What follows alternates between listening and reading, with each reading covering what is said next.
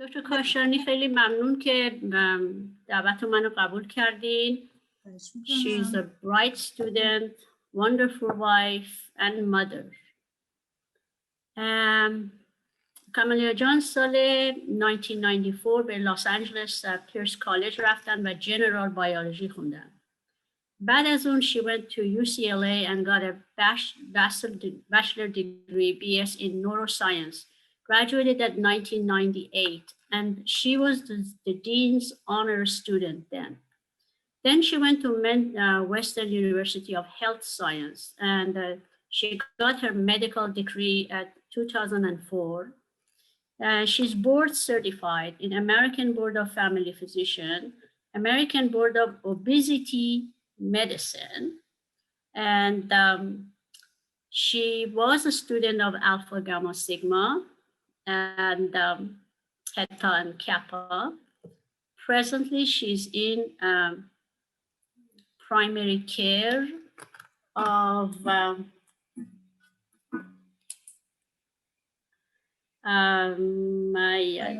let's see, primary care of family medicine and supervising physician as the priority care medical group. We're very honored to have you, خانم. خیلی ممنون. Let's start talking. Merci. خیلی ممنون از شما و خانه ایران، دکتر مدنی، همینجوری که منو دعوت کردین که صحبت کنم امشب.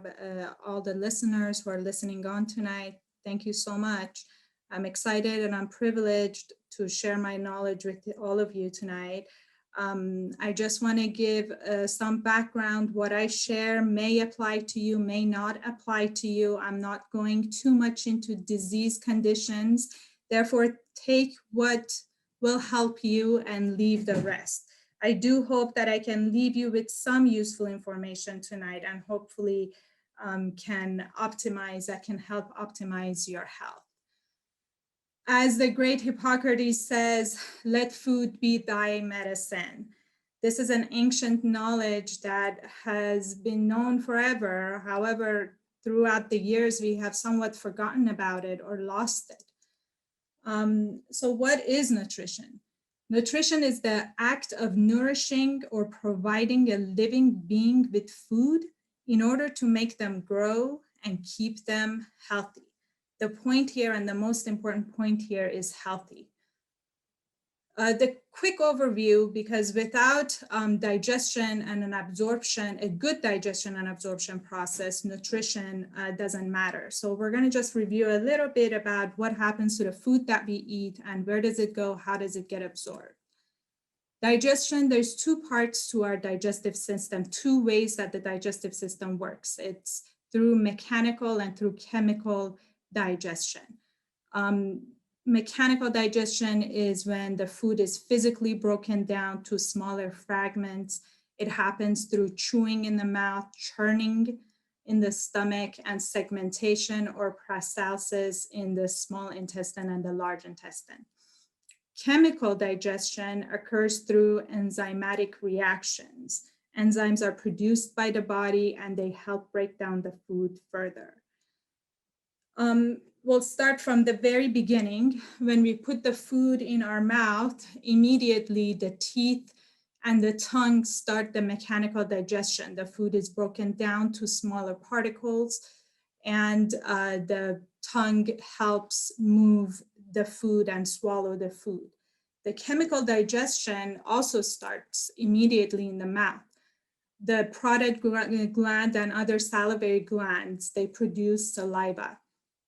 The saliva contains a lot of enzymes. The most important enzyme that it has is called amylase. Amylase helps to break down starches. So any starch that we have, we talk about carbohydrates all the time. Any simple starches, refined starches is broken down into the sugar immediately. It doesn't need to even reach the stomach for that to happen. And we'll talk about that a little later of what's the significance of that. In the stomach, as the food moves down the esophagus and into the stomach is a very, very acidic place. And a lot of chemical digestion happens there at the pH of 2. The cells of the stomach produce something called hydrochloric acid, which gives the pH of the two. The hydrochloric acid helps break down the food and also kills any bacteria that we eat, we may ingest. Other enzymes, important enzymes that are produced in the stomach are pepsin, which starts digesting the protein we eat, and gastrin, which helps to just make more hydrochloric acid. Then not much of absorption of food happens before the duodenum. From duodenum on, we start seeing digestion and more absorption. We're moving more from digestion to absorption. In the duodenum, a lot of important things happen, and I kind of want to show the liver here. The liver produces a compound called bile. Bile is usually,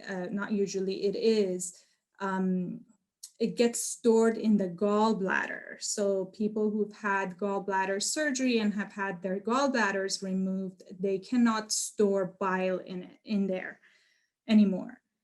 But the production of the bile is through the liver. The bile moves into the gallbladder, and when the food actually reaches the duodenum, the gallbladder pushes out the bile into the duodenum. Together with the gallbladder, the pancreas also produces enzymes, and they go through this little tube here, and they all enter the duodenum. There are more than 10 digestive enzymes that are produced by the pancreas, and there's other intestinal juices from the intestine, probably more than 15 digestive enzymes that are being produced. Oops, sorry, let me go back here. That are getting produced by the intestine. All of these are to help break down fats, break down proteins, and break down sugars further, so that we can start absorbing all of these nutrients. In the duodenum, we start getting the absorption of the iron. So as we go down the small intestine, digestion continues through chemical digestion, through the intestinal juices that are coming out, and mechanical digestion of peristalsis. But we start seeing much more absorption. As you can see on this picture, it kind of goes through what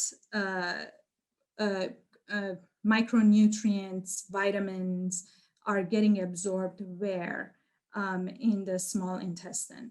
The small intestine comprises of the duodenum, the jejunum, and the ileum. It has 3 sections. And these micronutrients start getting, and vitamins start getting absorbed throughout the small intestine. People who've had surgeries where their small intestine have been removed, they do have a harder time absorbing enough nutrients through the food that they eat. The large intestine is basically, there are 2 things that the large intestine does. That's where the products that are waste start getting harder, and they move through the large colon. But there's other chemical digestion, which is somewhat new that we have actually found out about in medicine, and we're understanding how important it is the bacteria that are in the large intestine. The bacteria in the large intestine, up until now, we didn't know how much of, up until about 20 years ago, I shouldn't say now, we didn't know how much importance they have in our health.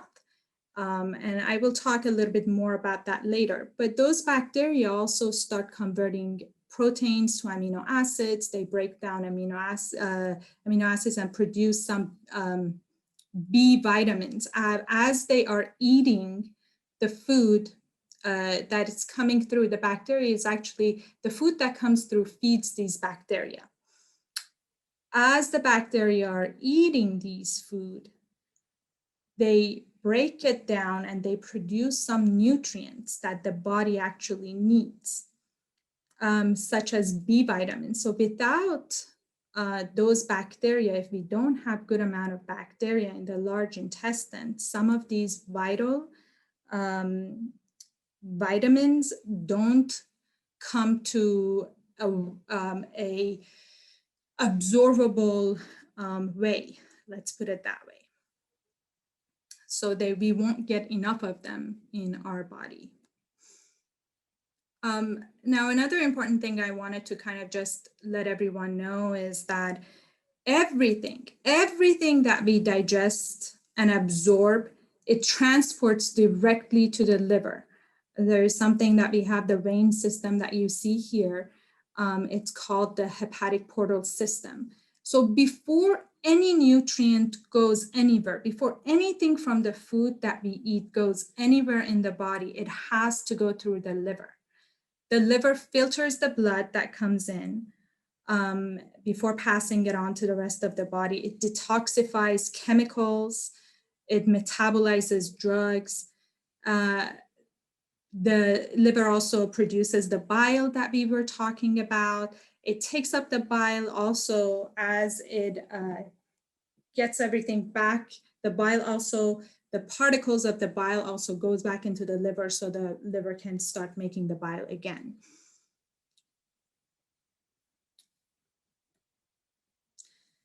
So now let's kind of move on as we get an understanding of how digestion and this absorption happen in the body. And the reason I brought all of that up, as I said before, was to understand that nutrition means nothing without good digestion and good absorption. So the food that we eat are pretty much broken down into two categories: macronutrients and micronutrients. Macronutrients are your carbohydrates, your protein, and your fat, and the micronutrients are the vitamins and the minerals. We'll talk about carbohydrates first before we go on to anything else. Carbohydrates are the primary source of immediate energy for our body and primary source of short-term stored energy. Let's say we were going to go for a run. Our body is going to use primarily carbohydrates to provide that energy with the body. The dietary guidelines for Americans recommend that carbohydrates make up 45 to 65% of your total daily calories. If you ask my opinion, and hopefully they will change this sometime soon, 65% carbohydrates is way too much and maybe adding to the health problems that we are having at this time. If someone is getting 65% carbohydrates and they're getting it all from complex carbs, and we go on talking about that, and all from vegetables, then I say great for them. That's great. Keep up the 65%. But most of us, in America, we don't eat that way. So in a 2,000 calorie a day, that 45 to 65% kind of comes to 900 to 1,300 calories per day. I should let you know that each gram of carbohydrate, it contains 4 calories. So if someone is counting calories, each gram of carbs has that 4 calories. The carbohydrates are categorized into 3 sections: the sugars, the starches, and fibers. Sugar is the simplest form of carbohydrate, and it's generally sweet tasting. The body doesn't use much energy to break it down. It's already most of them are already in the simplest form. It's available for energy instantly.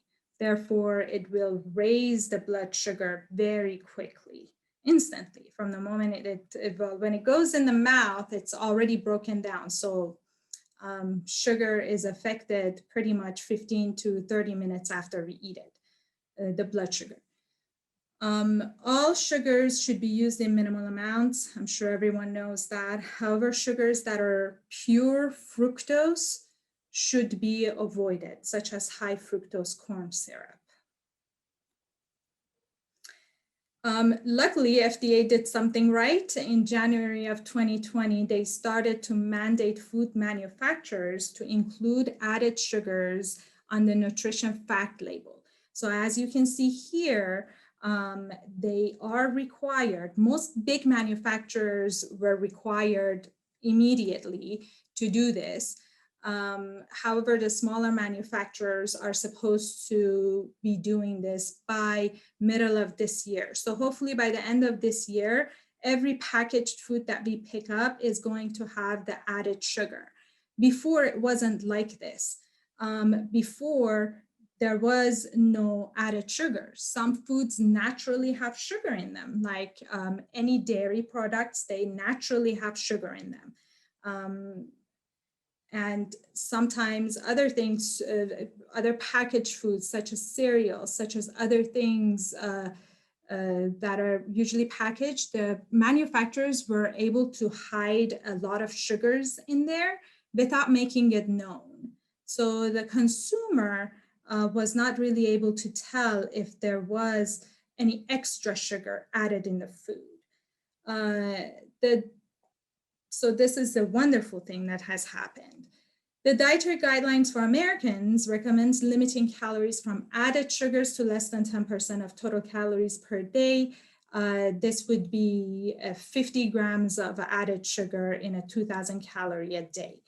I would say, though, I also disagree with that, and hopefully sometime soon that will change to be less than that. I think that if you have any diabetes or pre-diabetes, that should be limited to no more than 10 grams of added sugar a day. And if you don't have any of those, that should be cut in half, so 50 grams of added sugar a day. So before this whole thing happened with added sugar, the manufacturers were able to hide sugar in there because nobody really, they may look at the nutrition fact label, but most people don't read the ingredients, unfortunately. And when they do read the ingredients, many of the ingredients, we cannot even tell what they are by reading them. So they make these sugar names that was difficult to tell. You know, you eat date sugar, you're like, oh, date sugar is not so bad. So these are all the names that these sugars were hiding behind. So as you can see, it's a long list. High fructose corn syrup in specific, it's in red. That's the one that affects the health the most. And it causes metabolic, it affects it causes metabolic syndrome, which affects the lipids, it affects the sugar, and it just has a lot of bad consequences. So you may ask, what if I wanted to have sugar, what kind of sugar should I have? So I picked 3 top sugars that I think that these, if we can substitute the table sugar that we use for these, it can be better. These have some benefits, although all sugar should be used in minimal amounts. So monk fruit, it's a fruit that's found in China. It can only be grown in China and manufactured there. China does not allow anywhere else to actually plant them and manufacture them. The extraction of the sugar is complicated and therefore expensive. These compounds are about 300 to 400 times sweeter than sugar, but have very minimal calories. They do have calories, but for the serving amount that you use, it's probably going to be around 0. The fruit has some powerful antioxidants called microsites. They are metabolized differently by the body than natural sugars. Monk fruit has been regarded as longevity fruit due to the high amount of antioxidants that it has, and it does have some anti-inflammatory effects. They come in several different forms. They come in a liquid, extract, powder, or granules. They do taste the most like real sugar compared to some of the other ones I may mention. Stevia, I'm sure you've heard of stevia as well. Stevia is a sugar substitute that's derived from an herb named Stevia rebaudiana bertoni. It's indigenous to South America, and it was first used in Brazil and Paraguay in teas. It's considered also a no-calorie sweetener and is about 200 times sweeter than sugar. This does have an aftertaste, and some people don't really care for the aftertaste. As with monk fruit, there has been research that's shown anti-inflammatory, sorry for the typo there, inflammatory properties. However, keep in mind that not all stevia sweeteners are created equal. Some are highly processed or blended with other sweeteners. So reading ingredient list, the list may be helpful to let you know if it's pure or not. You want to look for an organic form that is from green leaf stevia. And as I said, check the ingredient label to make sure no other sugars are hiding in there. Raw honey, we all know honey is great. Honey is one of nature's purest foods and is far more than just a natural sweetener. Raw honey contains many amino acids, minerals, and enzymes. It has many digestive enzymes in it as well. Minerals include iron, zinc, potassium, calcium, phosphorus, magnesium, and selenium. Vitamins include B6, thiamine, riboflavin, and B5 and niacin. As you can see, it's full of vitamin Bs. All these that I read right now, they are all B vitamins. Raw honey contains disease-preventing and disease-fighting flavonoids. These are micro particles that help with inflammation in the body. You want to buy raw honey every time you buy it. Raw honey is unfiltered and it's unpasteurized. Therefore, you get the benefits of all the vitamins and minerals that we talked about. Let's move on from sugars. As the sugars get more complex, they become starches. These are just long chain of sugar glucose joined together. And they're usually not sweet tasting. The body must spend energy to break down starch into simple units of sugar. The more refined though a starch is, the easier it breaks down into simple sugars. Starches start to break down into individual sugars, as I mentioned earlier, in the mouth by enzyme amylase. And they can give a sharp rise to the blood sugar if they are in a refined form.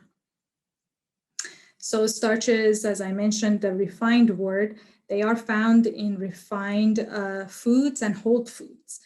So what are refined foods? Refined foods are grain-based foods that have the bran and the germ, that's the outer layer, extracted during processing. The process of refining a food removes the fiber and the food's nutritional value, including all B complexes, healthy oils, and fat-soluble vitamins. So that outer part of all grains is extremely important for the vitamins and all the good things that are in there. The rice that we love to eat as Persians, Iranians, it is a refined rice, unless we do brown rice or some other kind of whole grain rice. Examples of refined food are pretty much most breads, unless it's whole grain. White rice, as I mentioned, cereals, pasta, snack foods, including crackers, cookies, cake, chips, all of these things are refined food. So starches can also be found in whole food, which is the one that we want to eat the most of. These are not processed or are minimally processed grains, beans, legumes, and vegetables. They contain fiber, vitamins, and minerals. They are more difficult for the body to break down. Therefore, the sugar doesn't spike as much as a refined version. So if you want to choose a bread, choose whole grain over the regular kind of bread, with the cereals and crackers as well. The more whole grain it has in it, the lower the sugar spike of the blood is going to be, and the more fiber, vitamins, and minerals we can get from it. One way that you can actually check to see if there is whole grain in there or not is to check the fiber amount. By law, they do write how much fiber a food has. And the more fiber is in there, and usually in a whole grain, you're going to see about at least 4 to 5 grams of fiber per serving. So if you're not seeing that, if there's not that much fiber in there, then it's not really whole grain. Sometimes they can get away with writing things on the labels that may not actually be true. So it's up to us to check and make sure what we're getting is really what they're saying it is. So I talked about the sugar spikes a little bit with simple refined carbohydrates or starches and sugar. The moment, as you can see from the time that we eat to the time that that sugar spike comes is just minimal. It's barely, we eat it and the sugar spike's high. When we eat complex carbohydrates or whole grains, this is more gradual. You don't get that spike in the sugar, in the blood sugar, which is what we want.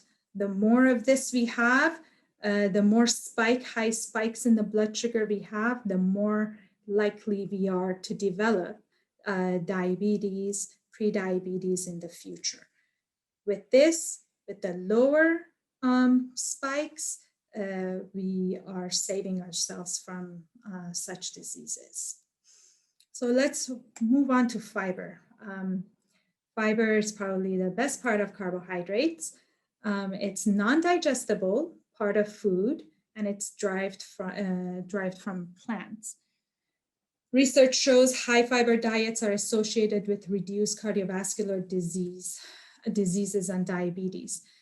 This is the most important part of carbohydrate intake. People on low carb diets or keto diets need to ensure that they're taking adequate amounts of fiber to reduce disease risks mentioned. Good sources of dietary fibers include pulses, which are like lentils and peas, beans and legumes, fruits and vegetables, especially those with edible skins like pears and apples. Don't forget, if you get organic food, if you don't get organic fruits, I don't recommend eating the skin because it probably is going to do more harm than good. But if you buy organic fruits, then go ahead and eat the skin. Wash the skin well and eat the skin because you're getting a lot of fiber from that. Edible seeds, also like berries, that's a good source of fiber. Oops, let's go back. Whole grains such as quinoa, barley, oats, brown rice, and we can go on. Anything whole grain is going to have fiber in it. Fiber is divided into 2 different parts. There's soluble fiber and insoluble fiber. Soluble fiber is the part that actually it can be soluble in water. It turns into a gel-like compound. And when it does that, it lowers cholesterol. It stabilizes blood sugar levels by slowing down the digestion rate of starches, as we talked about. It feeds the gut bacteria. These are prebiotics, are actually soluble fiber.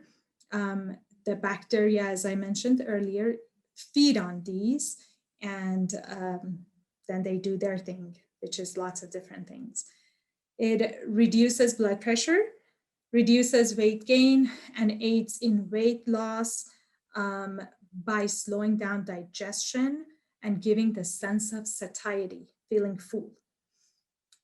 It reduces the risk of cardiovascular diseases by lowering cholesterol levels, stabilizing the blood sugar, decreasing fat absorption, and regularly eating soluble fiber may reduce the risk of heart disease and circulatory conditions, excuse me.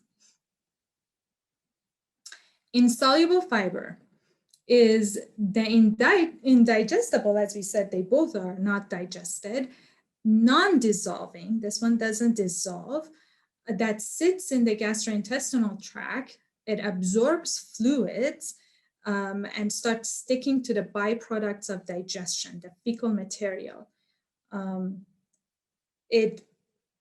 Its presence, it speeds up the movement and the processing of bowel movement. So it helps prevent constipation and gastrointestinal blockage. It lowers the risk of diverticular disease. This disease is basically when small holes develop in the colon. It does this by preventing constipation. Insoluble fiber help reduce the risk of developing hemorrhoids as well.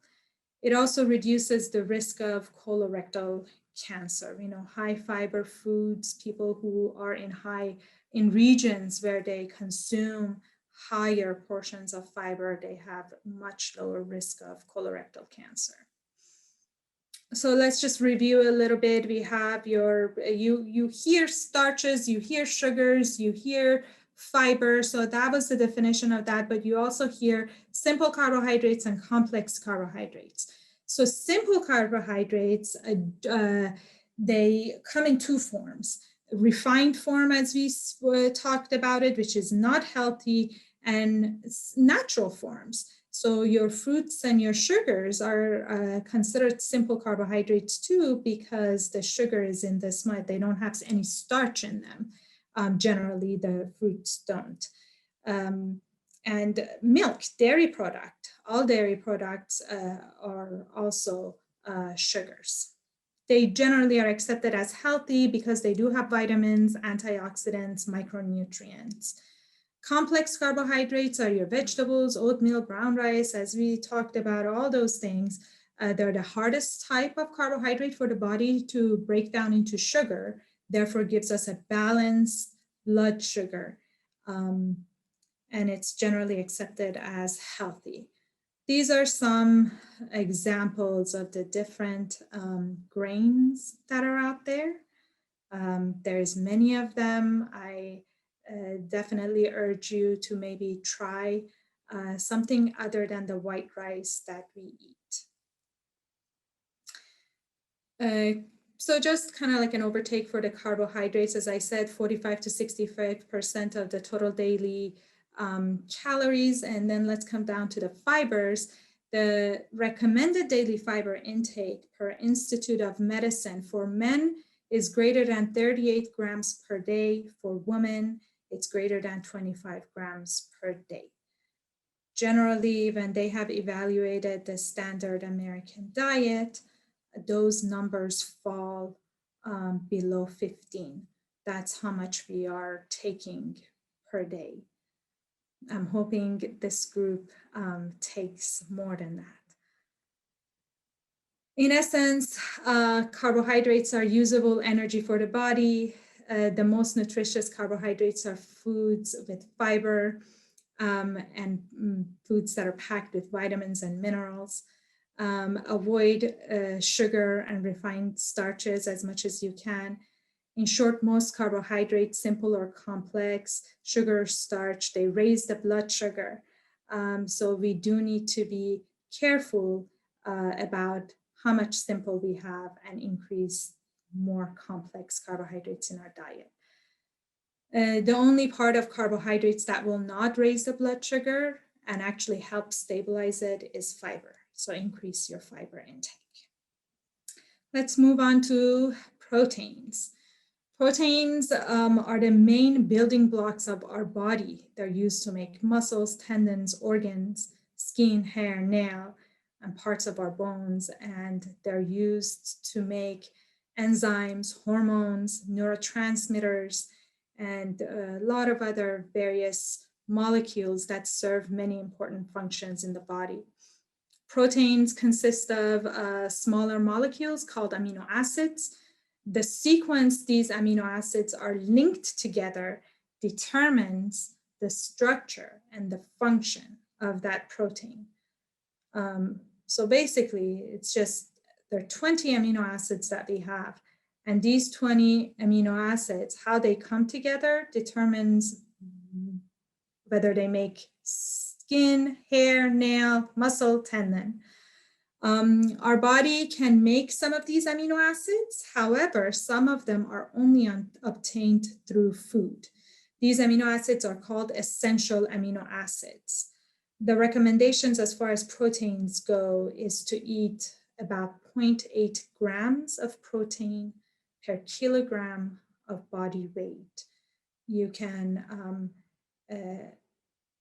calculate that for your own weight and figure out how much protein you should be taking.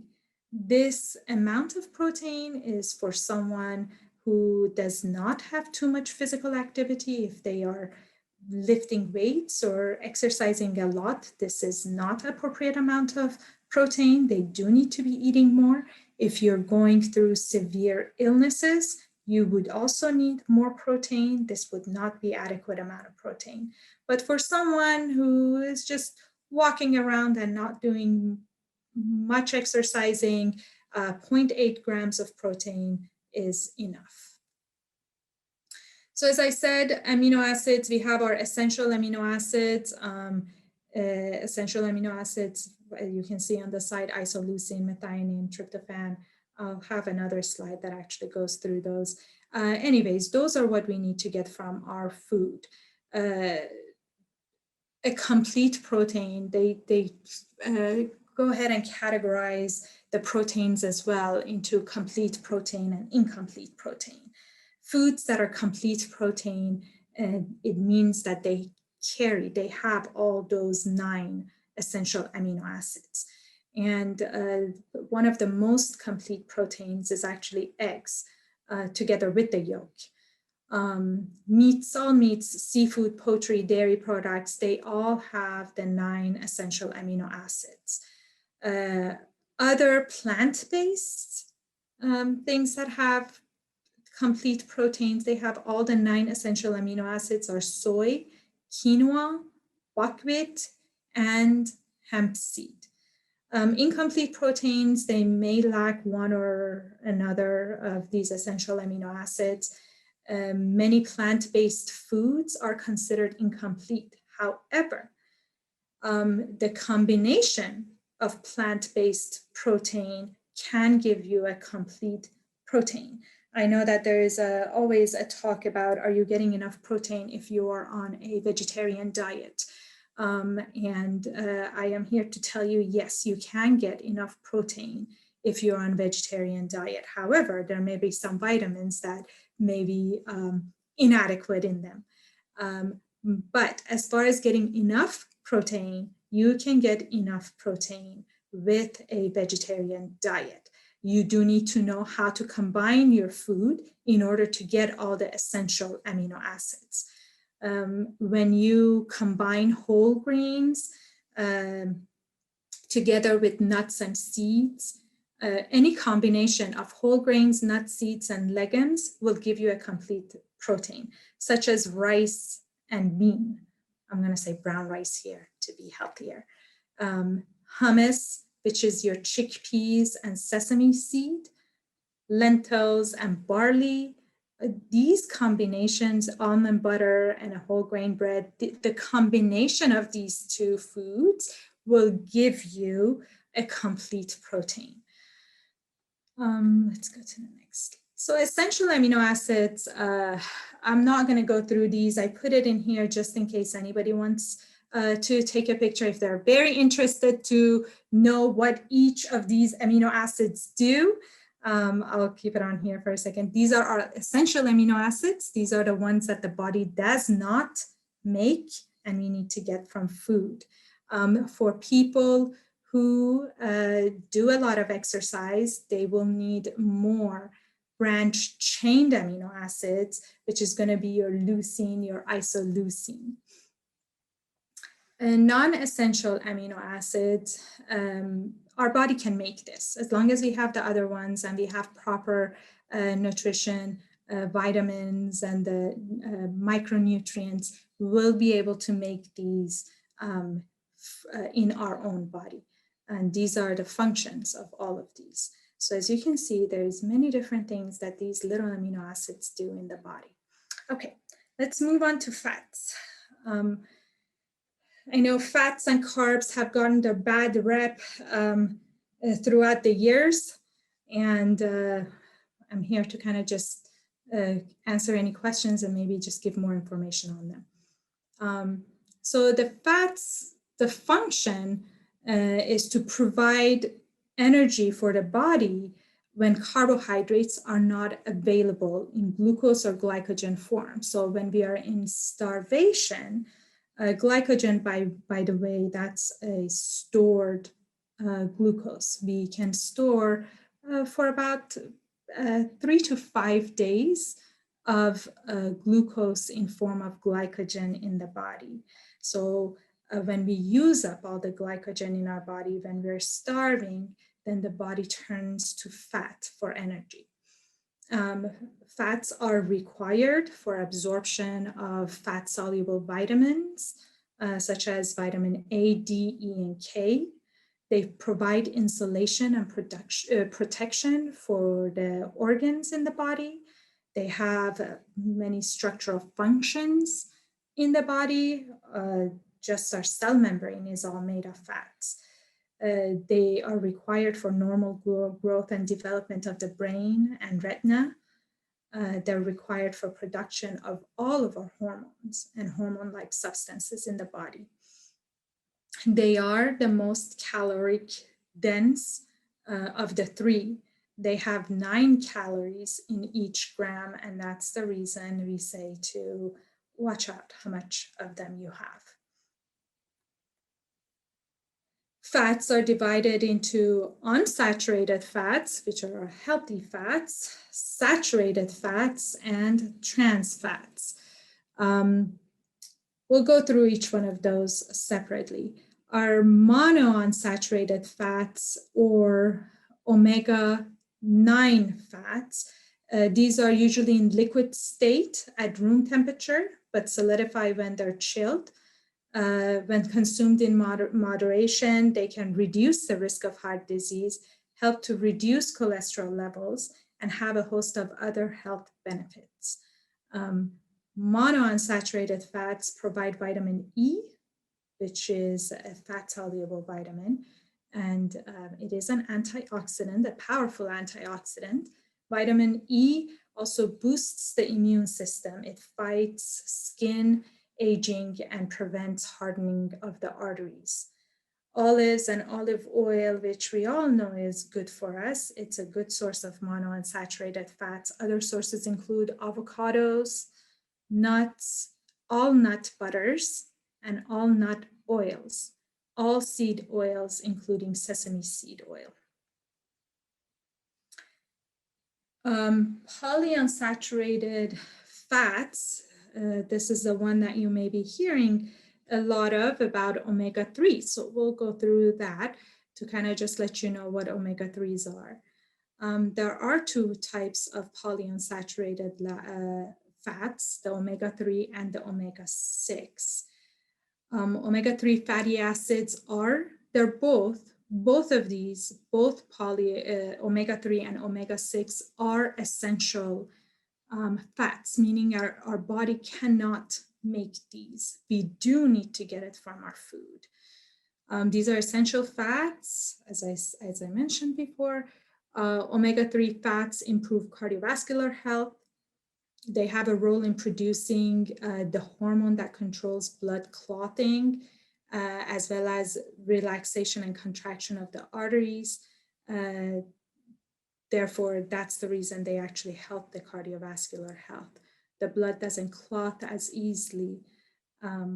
So therefore, atherosclerosis, what we call when plaque is built up in the arteries. That's how heart attacks and strokes happen, is less likely when you are taking enough omega-3.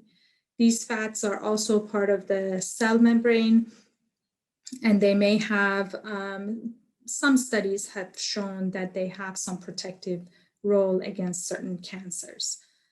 The Heart Foundation recommends 500 grams of omega-3 daily for adults to reduce the incidence of heart disease. Omega-3 fats can be found in eggs, meats, such as chicken and lean beef, oily fish like sardine and salmon, and plant sources such as linseed, flaxseed, soybeans, canola oil, and walnuts.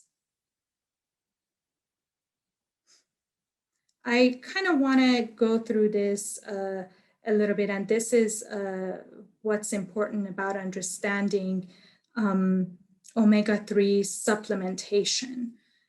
There's something called ALA, alpha-linoleic acid, in the body that plant sources have it: flaxseed, chia seed, walnuts, hemp seed, all these things that are listed here.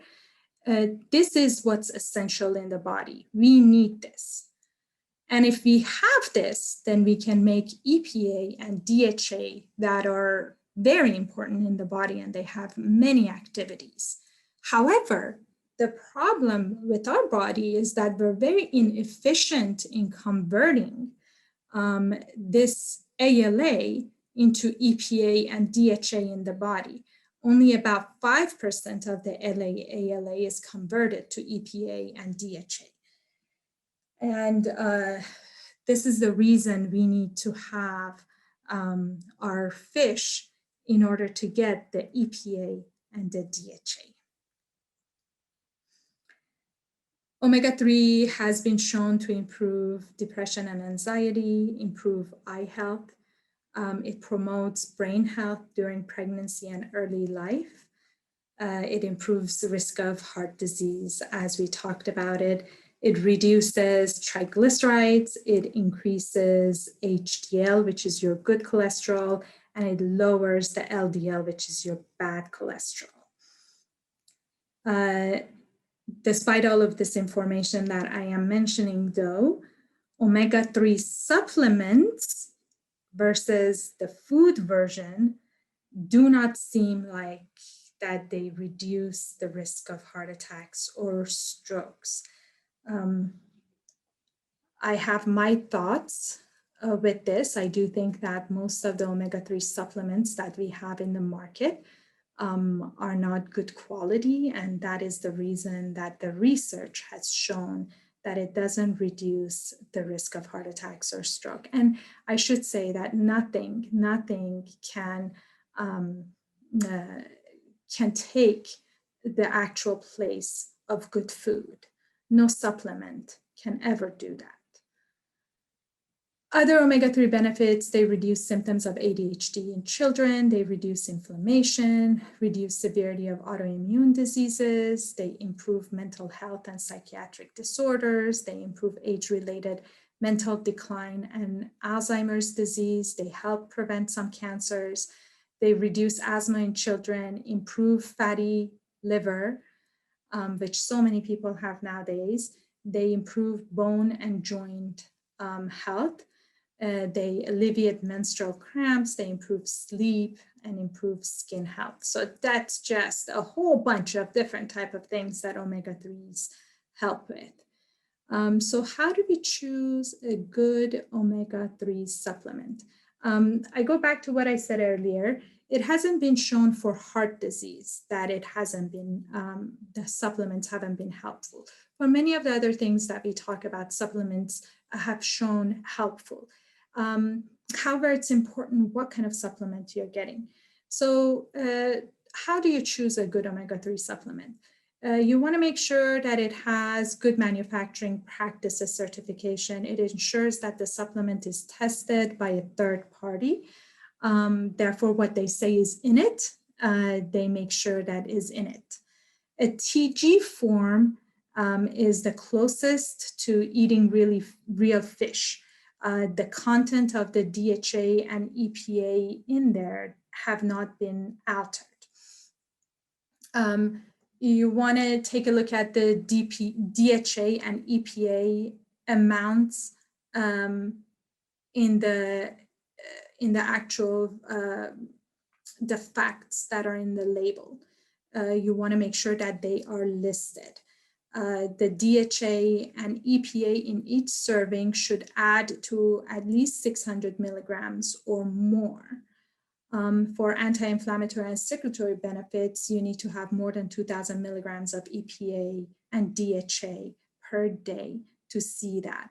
Now, most of the supplements that are out there, they say omega-3 on them, but then when you take a look in the back, they're mainly ALA. As I said earlier, ALA does not really turn into DHA and EPA that efficiently. So that's why you want to avoid those supplements as much as you can, because you get enough ALA in our food. Another thing that you want to take a look at in most of the supplements out there, they have very, very minimal amount of DHA and EPA. So take a look at that DHA and EPA in the back. Make sure that it has the combination of both, has at least 600 milligrams or more in each serving size, and then you're good to go. Omega-6 fatty acids, these are also essential fats. Our diet provides these fats more readily than omega-3 fats. Omega-6 mostly comes in form of linoleic acid from plant sources, such as vegetable oils, soybean, corn, sunflower, seeds and nuts like pecans, walnuts, Brazilian nuts, pine nuts. Optimal ratio of omega-6 to omega-3. Now, this is where what's important to realize. It's the ratio of omega-6 to omega-3 in our diet that matters. Normally, in the US, we're getting a ratio of 8:1 to 12:1. We're getting 8 times the amount of omega-3 in omega-6. A healthy ratio of omega-6 to omega-3 is 2:1. That means for every 2 grams of omega-6, we should be having 1 gram of omega-3, or 3:1 maximum. So that's the problem. It's the ratio. If someone limits their omega-6, that ratio can also come down closer to that 2:1 and 3:1. So the ratio is important more than anything else. Most vegetable oils, they fall into this omega-6 category, and that is why we get so much of it in our food. It's mainly through the cooking of food. So I urge you to really watch how much of oil you add to your foods. Try to minimize it. Put your oil in a container with a small hole so that when you're pouring it, a whole bunch is not pouring out. Do enough so that you can cook your food without necessarily, making it drench in oil. I know nobody really does that here. I'm sure no one does, but minimize the amount of oil that you use in cooking. Saturated fats are generally solid at room temperature. These are most abundant in animal products like eggs, meat, fatty dairy products like whole milk, butter, and cream. Saturated fats have gotten a bad rap in the past. Then they came back and said, no, it's not the saturated fats and it's the sugars. So are saturated fats good or are they bad? We do know that too much saturated fats, they do cause more plaque in the arteries. They clog the arteries. They do raise the cholesterol level, and they do increase risk of heart attacks. It's been also said that they can also raise the risk of prostate or colon cancer. My thought on this is that usually saturated fats, they mainly come from animal products, as I talked about. And unfortunately, the animal products that we eat nowadays here in the United States are full of antibiotics, are full of hormones, toxins, and usually the body of the animal is storing these toxins away in their fat cells. And when we eat their fat, then we're getting all the toxins that their body packed away. So I do think that that has a lot to do with the negative effects of the saturated fats. These are the stuff that nobody is really talking about. So I do urge you that if you do eat any meats, eat high quality. If you eat any fats, eat high quality. We shouldn't be really eating any fat from meats though. And we should always go for quality. Okay. Now the next fat, this is the most horrible kind of fat that we want to get rid of forever, is called trans fats. Trans fats are actually unsaturated fats, and they're found in two forms: a natural form, which occurs at very, very small amounts in animal products, and they're not really considered harmful. And then the artificial kind. Now, these are basically what they did back in the day, about 67 years ago. They decided to add hydrogen into vegetable oils. When they added hydrogen into these vegetable oils, they became solid at room temperature. It also stopped it from going rancid, going bad. So it increased shelf life. So many of the foods that were being packaged and put on the shelf for a long time that required fat, which was many of them, they used these oils in it. They use hydrogenated, they call it hydrogenated or partially hydrogenated oils. And over the years, we found out that they have serious health consequences. Artificial trans fats are linked to long-term inflammation, insulin resistance, type 2 diabetes, especially for people with obesity or excess weight. Both observational studies and clinical trials suggest that trans fats significantly increase risk of heart disease because they increase LDL. LDL is your bad cholesterol. They increase the bad cholesterol without increasing the good cholesterol, which is your HDL. The government also banned trans fats in foods in 2018. However, they are still finding their way into our food. So I'm going to show you how to be able to pick those out. Any processed food that contain the words partially hydrogenated, whatever oil, canola oil, sunflower oil, whatever oil it may be, when it has the word partially hydrogenated, you know that it has trans fats. Okay, so that's the word that I want you to look for. And now trans fat as sources are vegetable shortening, microwavable popcorns. They do have trans fats in them.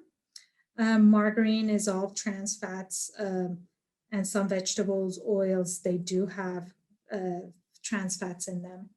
Any fried fast food that you get from outside, that oil that they put in there, it needs to be reused and reused and reused. They need to make it taste okay after 3, 4, 5, 6 days. of using the same oil. Those are all trans fats in there. All baked products that we buy from the stores, muffins, cakes, pastry, donuts, many of them are made with vegetable shortening, which is full of trans fats. Non-dairy coffee creamers, they need to make it taste rich on the tongue, so they add trans fat to it. Sweet pies, pizza, canned frosting, all of these things, when you do buy them, you definitely want to look in the ingredient list for the word partially hydrogenated oil.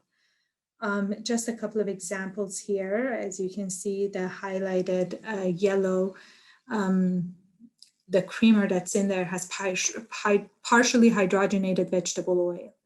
On the side over here with the red, again, partially hydrogenated soybean and or cottonseed oil. Okay, so when you see that, you know it has trans fats. Even if it says no trans fats,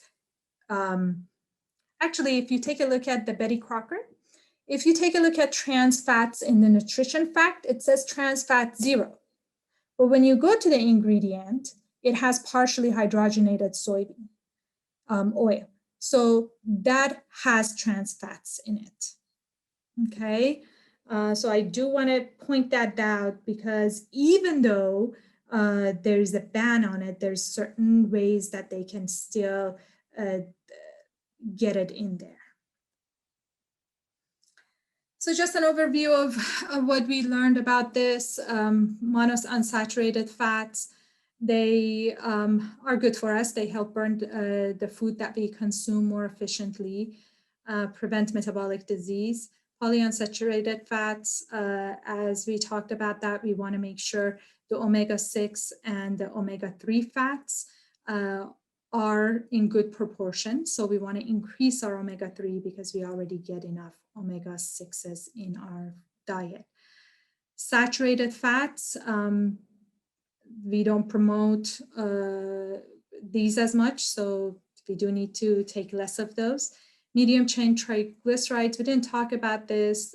This is in some health food stores, and some people do talk about this, to eat more of this. They do increase the risk of heart disease. We do want to make sure with any fat is to keep it to the minimum. Okay, trans fats, as I said, do not eat them, watch for them, avoid them. Micronutrients. Now that we talked about the macronutrients, we're moving into micronutrients. I hope I'm not boring anybody. I know this is kind of going on long, and I hope you're finding it helpful. The micronutrients are basically your vitamins and minerals. I won't go too much into it. With the vitamins, I do want you to know that there are vitamins that are water soluble that we can eat without food, and we can digest them and absorb them. And there's fat soluble vitamins, which we do need to eat with food that has some fat in it in order to be able to absorb them. Your water soluble vitamins are your B vitamins that are imperative in any energy forming. Your energy comes from B vitamins, and vitamin C. These are your main water soluble vitamins. Another thing about water soluble vitamins is that if you have too much of them, you just flush it out into the urine, and that's it. You cannot overdose on them. So you can take these at high amounts. Vitamin C at high amounts can give some gastrointestinal issues and some diarrhea. So you do need to be careful with that. This is just some of the sources of these B vitamins. We can get these, all of these we can get from grains and from food sources, plant food sources. Vitamin B12 is much more difficult to get from plants, and I will talk about that as well. And vitamin C, as you know, all citrus fruits, bell peppers, Brussels sprouts, and a lot of the different kinds of vegetables and fruits have them. B12 sources for all my vegetarians. I don't know if I have any vegetarians here. B12 sources for vegetarians. If you eat eggs and dairy products, that will be your main place to get them. Vegans have more limited list of options. There are some foods that we call them fortified foods, is when they add vitamins to them. Natural foods such as nutritional yeast, yeast spreads, shiitake mushrooms, and some algae. These are the main sources of vitamin B12 for our vegan friends. Let's see. Fat-soluble vitamins. These are all, they all have roles in as antioxidants, these 4 vitamins, vitamin A, D, E, and K. As I said, you do need to take them with food or with some sort of fatty thing for them to absorb. Your food should have some fat in it for them to absorb, or you will just get rid of it through, you won't absorb it. Vitamin A, as a lot of people know, it is used, it's mainly for our vision and for a lot of the organ functions that we have. Vitamin D is a huge hype right now. And vitamin D, unfortunately, we have severe deficiencies of vitamin D in the population. And especially now with the fact that we are all sitting at home and mainly indoors, we are not getting enough vitamin D. Vitamin D, also through research, has been shown that it works more like a hormone than a vitamin. Hormones generally have more roles and do more things in the body than vitamins do. So this vitamin seems like it does much in the body. Some of the things that it does, it helps the immune function, it assists calcium absorption and bone growth, it reduces inflammation, modulates cell growth in the immune cells, as we said, and neuromuscular cells. And also it plays a role in glucose metabolism. What I see in the office is that many of my diabetic patients and pre-diabetic patients are very low in vitamin D. Vitamin D supplementation, though, has not been proven to stop diabetes. However, it has been shown that it may prolong the time of going from pre-diabetes to diabetes. Vitamin E, as I said, it's a huge antioxidant and it assists immune functions in the body. Vitamin K is required for blood clotting and proper bone development as well. These are the sources of our vitamins, fat-soluble vitamins. The problem with vitamin D and sunlight is that even if you get proper amount of sunlight helps take the vitamin D from the form that is unusable to a form that's usable in the body. So that's what the sunlight actually does. The problem is that as we age, we lose the ability, even if we get sunlight, we lose the ability to turn vitamin D with the sunlight into a usable form. Also, some research has shown that you do need to be in sunlight without sunscreen for at least an hour and sweating for that conversion to happen. So I don't think much of us do that on a daily basis. And that's why vitamin D supplementation has become more important now. And we all wear sunscreen, so that doesn't help it. Minerals are micro nutrients. As I said, we have macrominerals and micro minerals. These are, I'm not going to go really through them: sodium, chloride, potassium, calcium. We get these through our food, of course, and this is why we need to make sure that the food that we're eating is nutritious.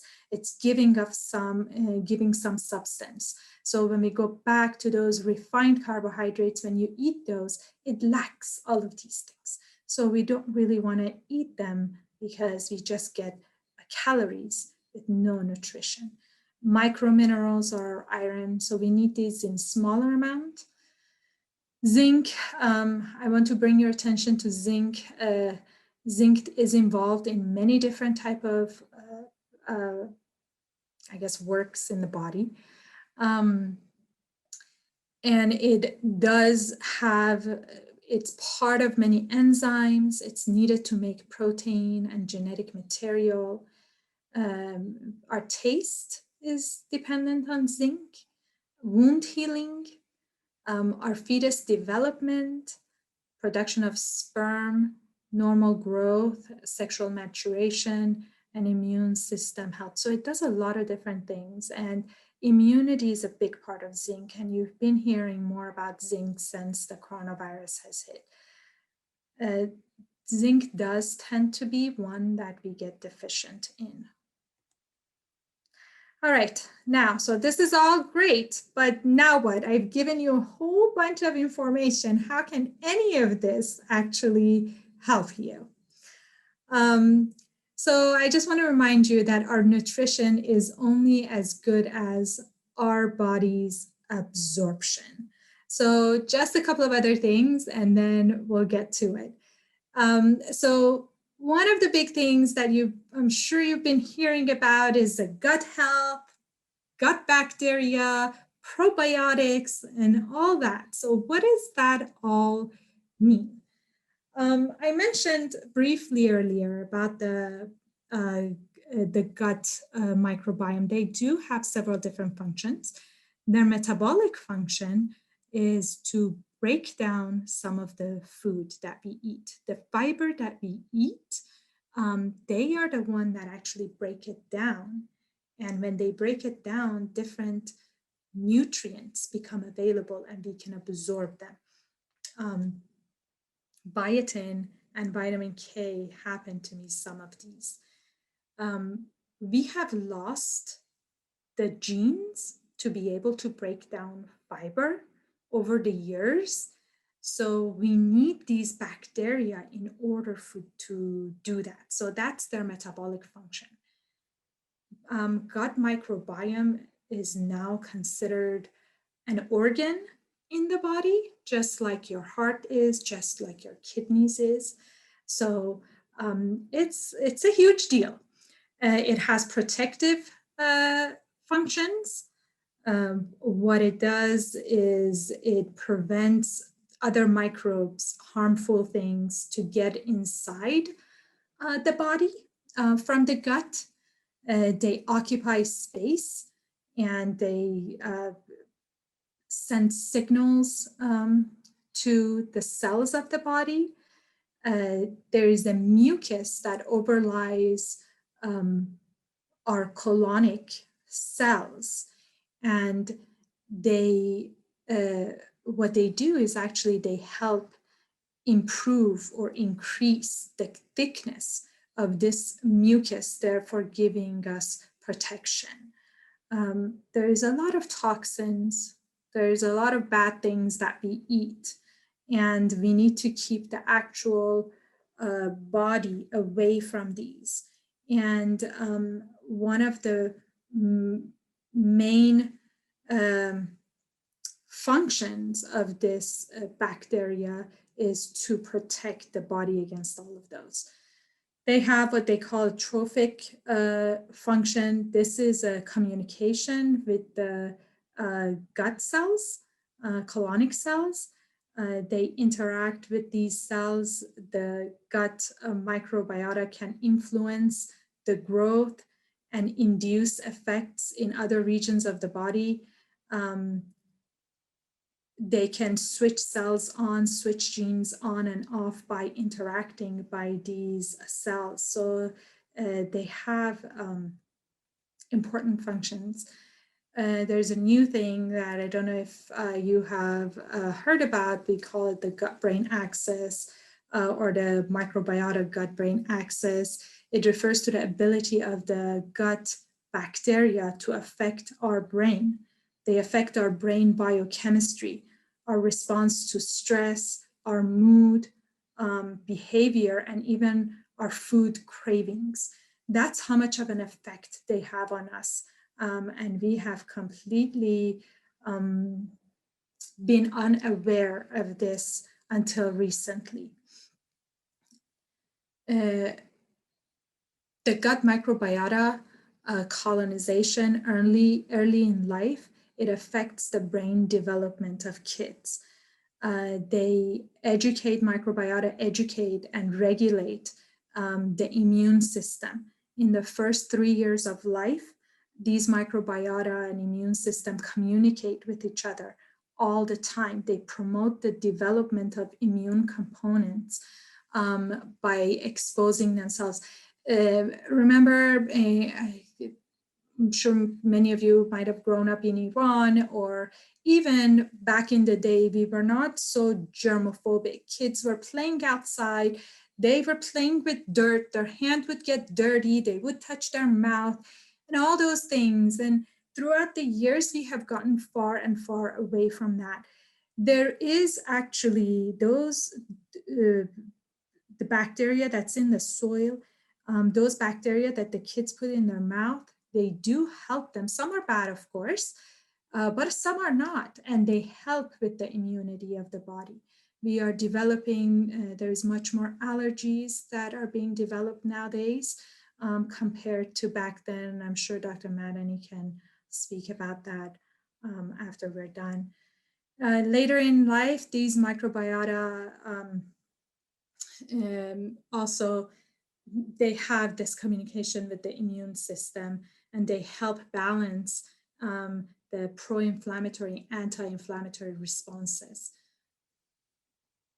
So absorption. Therefore, absorption of macronutrients and micronutrients depends on proper digestion. Our digestion includes proper secretion of digestive enzymes, an adequate amount of gut microbes. Without these two, digestive enzymes and enough gut microbes, we do not have proper absorption. We may feel bloated, constipated, have diarrhea, have abdominal pain, and have poor absorption of nutrients. Poor absorption of nutrients leads to vitamin and mineral deficiencies that will lead to inflammation and disease. And I do think part of the reason that we're seeing more vitamin and mineral deficiencies nowadays, and people need more vitamins nowadays, is because our absorption is affected. So let me go back here. As I mentioned briefly here, digestive enzymes. As we talked about the pancreas and the bile, they do help digest our food, break down our food further. Sometimes, for different reasons, there may not be enough production of these enzymes. So this is also another thing to look at. If you're having bloating after eating, if you're having a lot of gastrointestinal issues and problems, digestive enzymes may be the issue, and you may need to improve that. However, gut microbiotes are also a big deal too. Okay, so what should I do? What do I do now?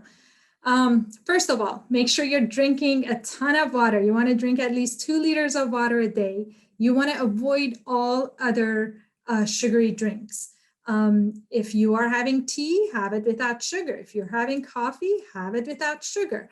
You want to avoid sugar in drinks, okay, because it's nothing but refined. And yes, please avoid diet sugary drinks as well. Eat vegetables daily with every meal. Remember, the fiber is what you need to get from those vegetables. Eat good quality fish or seafood at least 1 to 2 times a week. Now, this is the best form of omega-3, staying to salmon and some other fatty fish low in mercury can get the toxins out of the way. If you eat meat or poultry, eat high quality. Lower quality gives you lots of antibiotics, hormones, and other toxins that you do not want to have in your body. Minimize processed cheese for the same reason. Cheese is the fat, is the milk that comes from the cows. Cows are not eating well. They're getting antibiotics, they're getting hormones. Your cheese is also not going to be good. And it's also processed. That's another reason. You want to avoid processed meats. It's full of toxins. Avoid refined carbohydrates and sugars. There is no nutrients in there. Avoid excess oils, mainly cooking oils, even vegetable oils.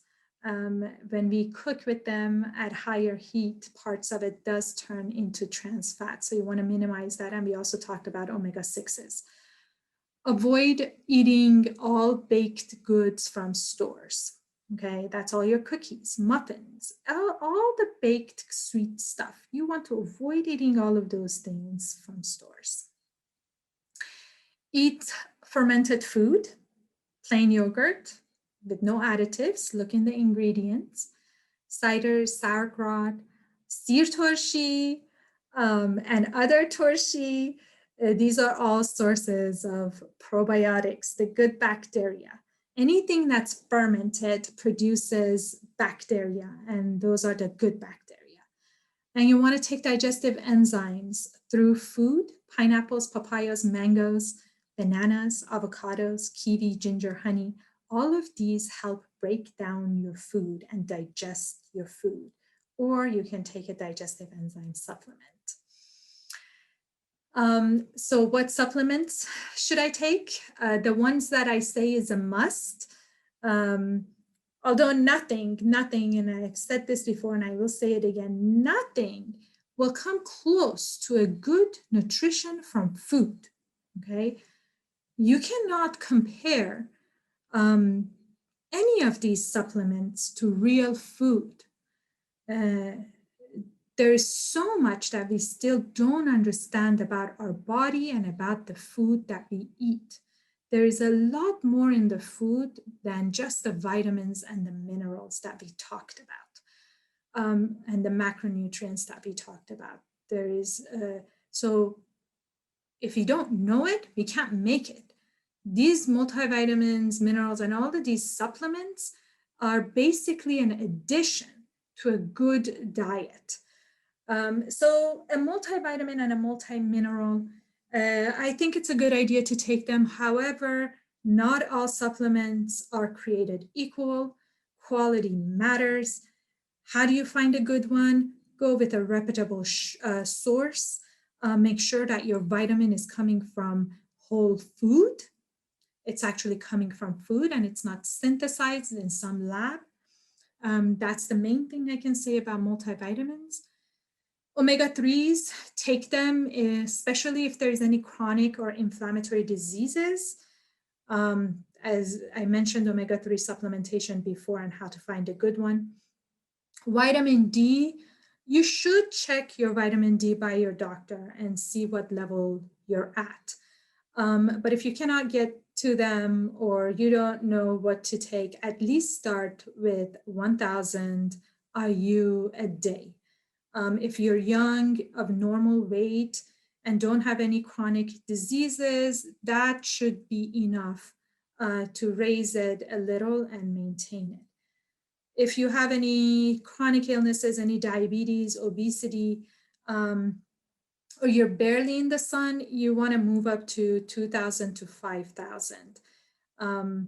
in my friends who have diabetes and obesity, I would say 5,000, more than on the higher end than the lower end.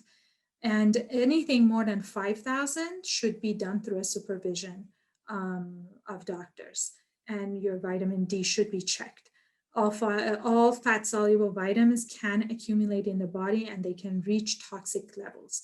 So it's important to practice safety. And also probiotics. You want to take at least 50 billion colonies of probiotics it will say on there. And you want at least 5 strains of bacteria in there. Probiotic quality is also extremely important. I wanted to briefly just go through these nutrition facts so you understand what you're reading. I want everyone to become familiar with these and start reading them so that you know how much calories are in your food. You know how much of each, does it have bad things in it? Does it have added sugar in it? How much fiber does it have? You want to make sure that you're reading this, at least to keep on top of your fiber, okay? So it says original label, new label. If you can see, there's been some changes that the FDA has done. The calorie is now bigger. One thing you need to pay attention to is the serving size. Before, people thought that, oh, the whole thing has 230 calories. Okay, that's not bad. They did not take a look at the serving size. So for this particular thing, it says serving size is 2/3 of a cup. There's 8 of these servings in this packet, okay? That says 8 serving per container. So if you wanna know how much calories the whole container has, it has 8 times 230, okay? It has 8 grams of fat. Saturated fat is 1 gram, and it has 0 trans fat. But then I want you to remember that trans fats do hide in the ingredients, and you want to check those. The carbohydrates, if you come to it, it has a total amount of 37 grams of carbohydrates. 12 of them are from sugar, and 10 of that 12 are from added sugar. So it has 10 grams of added sugar in there, and it has 4 grams of fiber.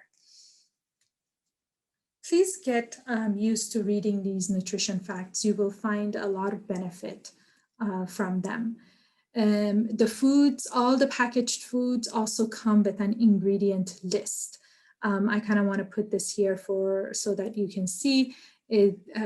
Get used to reading these ingredients. I know you may not understand half of the ingredients in there, but at least you become curious about finding out what those may be. If you come down on here like this, so for example, this one has corn syrup on top. And then if you come down, which you don't want to have corn syrup in your food, that's a lot of fructose in there. And it has partially hydrogenated oil when you come down. So this one, even though again, it says 0 trans fat in it, on the ingredients, we see partially hydrogenated soybean. This is for fun for you guys to kind of just see what's in what. And also to take a look at the macronutrients that are in fruits and in vegetables. So a whole food doesn't just come with carbohydrate or fat or protein. It comes with it all, okay? So as you can see, even a cherry has some protein in there. Okay, for 100 grams of cherry, there's 1 gram of protein in there. It even has fats in there, okay? But if you can take a look at the minerals and vitamins, it's full of all of those. As with oranges and as with your apple, your onion. So these are just fun slides. Spinach is actually a big, it has a lot of protein in it. If you take a look, for every 100 gram, it has 3 grams of carbohydrates, and it has 2 grams, almost 3 grams of protein. So it's not equal, but it's pretty equivalent to the amount of carbohydrates that it has. Did you ever think that spinach would have this much protein in it? So that's the reason I say my vegetarian friends and vegan friends get enough protein in their diet if they have a good diet. Broccoli, same thing. Look at the carbohydrates and look at the proteins, 6 grams, almost 7 grams of carbs, almost 3 grams of protein in there. So it's still a great amount. Corn has more carbohydrates in it and not as much protein in it. Well, thank you so much for having me tonight. I do want to end with a quote, one of my favorite quotes to keep me moving forward.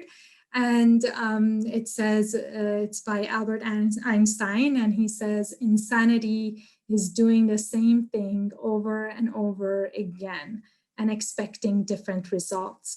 I hope that I have been able to share some information that can make some changes and help move you forward. Thank you, everybody. I appreciate the time tonight.